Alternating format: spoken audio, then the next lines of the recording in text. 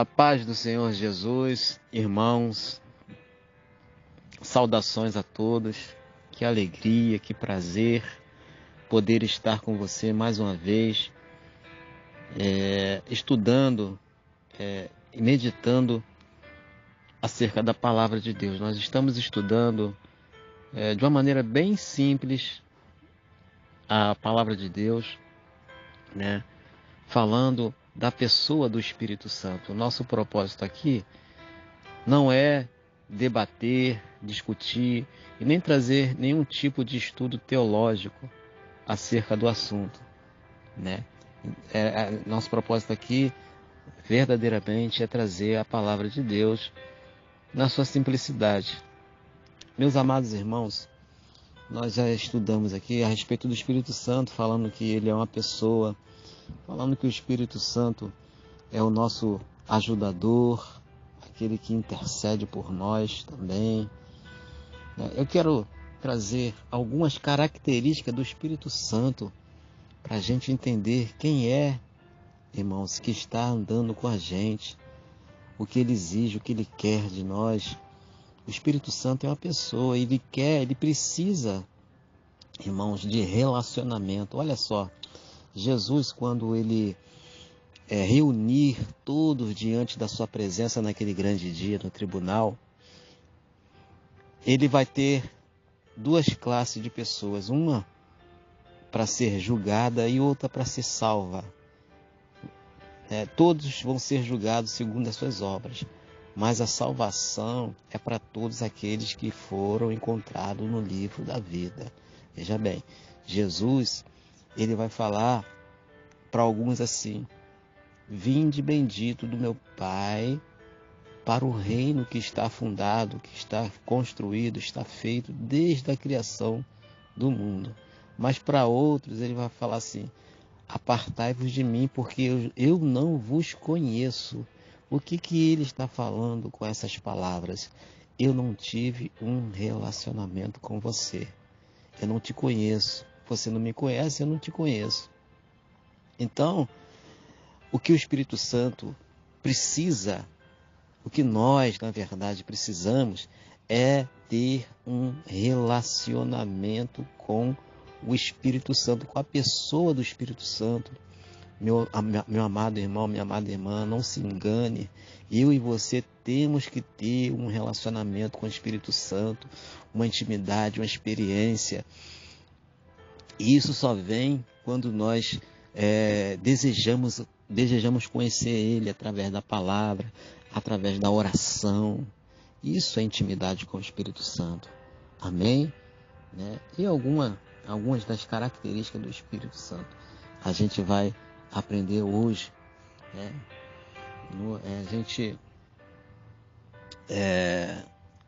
Quando a gente tem o primeiro encontro com o Espírito Santo, a primeira coisa que ele faz é nos convencer, né? Por isso nós nos encontramos com Ele. Se você for convencido de que Ele é uma pessoa e que Ele está no lugar de Jesus para operar a obra de Deus na sua vida, você foi convencido do pecado. Quando Ele nos convence do pecado, nós temos a ciência de que precisamos de uma justificação. Aí Ele vai convencer a gente do da justiça, do pecado, da justiça. Por quê? Porque se a gente não receber essa justiça, nós vamos entender que nós somos pessoas sujeitas a um juízo. Então ele convence a pessoa do pecado, da justiça e do juízo. Quando ele convence do pecado, nós temos esse primeiro contato com o Espírito Santo. Então, meu querido, lá em João 16, 8 até o 11 diz isso. Você acompanha aí na sua Bíblia, tá bom? E a obra do Espírito Santo também é de batizar, O batismo com ou melhor dizendo, no Espírito, é um batismo que vai fazer com que um único membro que não foi molhado, a língua né? Não é isso? Quando a gente desce as águas, todo o nosso corpo é molhado, mas a nossa língua não. Então essa a função do Espírito Santo, batizar a sua língua, para que você tenha a evidência de falar, né, em línguas. E há quem diga que há línguas que o Espírito Santo, quando o Espírito Santo vem, é um dom mesmo. Mas a evidência de quem foi batizado no Espírito é o falar em línguas, tá bom? É o falar em línguas. Então, o Espírito Santo ele tem essa característica de batizar ou mergulhar a gente nessa unção de Deus, né? O batismo é uma imersão e o Espírito Santo ele quer transbordar na nossa vida. Atos capítulo 2, versículo 1 ao 4, vai acompanhando aí, tá bom, meus amados? Acompanhe aí para que você possa entender, né, o que o Espírito Santo ele quer falar. Então,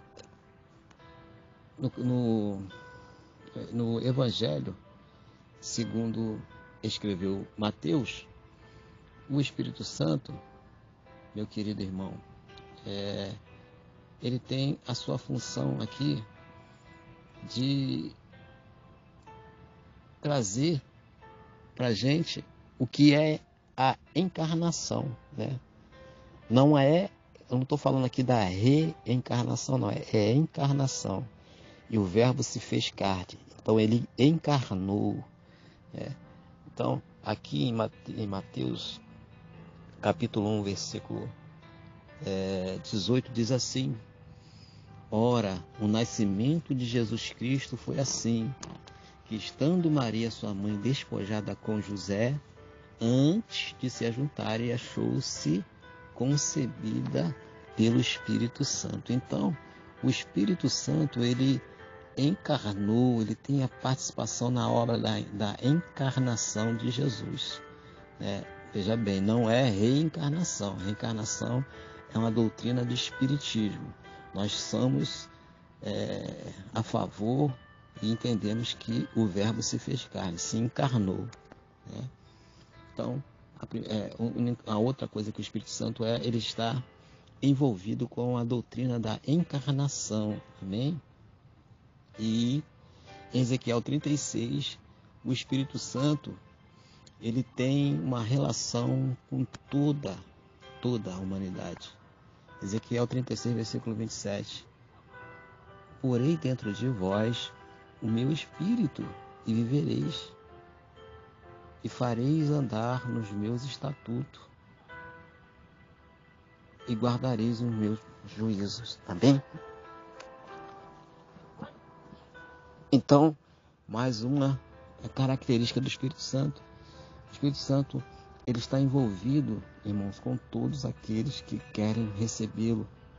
Ele mesmo vai colocar, Deus mesmo vai colocar em nós o seu Espírito. Amém? Louvado seja o nome do Senhor, querido irmão, querida irmã. O Espírito Santo está trabalhando pela nossa salvação. João, capítulo 3, versículo 5, Jesus diz: na verdade te digo, que aquele que não nascer da água e do Espírito não pode entrar no reino de Deus. O que é nascido da carne é carne, e o que é nascido do Espírito é Espírito. Não te maravilheis de ter dito, necessário é vos nascer de novo. Então, olha, na conversa com Nicodemos, Jesus estava dizendo que o Espírito Santo está envolvido diretamente com a salvação, né? Porque os que são nascidos, né, do Espírito, né, através da palavra de Deus, esses são filhos de Deus, esses são guiados por Deus. Porque a gente, quando crê na palavra de Deus, fomos convencidos do pecado, a gente não pode mais ter ou alimentar as nossas vontades próprias, né? porque nós nascemos do Espírito. Por isso Jesus disse que aqueles que são nascidos do Espírito são como o vento. Você já imaginou se o vento soprasse onde ele quer? Não. O vento não sopra onde ele quer. Ele não tem vontade própria, né?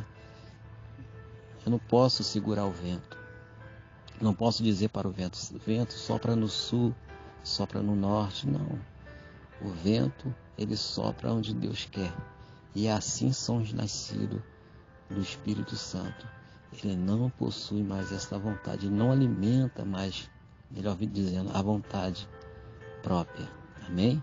Então, algumas características do Espírito a gente aprendeu hoje, mas algumas que Deus possa nos levar nesse entendimento cada vez mais, meu amado, minha amada, em nome de Jesus, e ter essa consciência que precisamos examinar as Escrituras. Amém?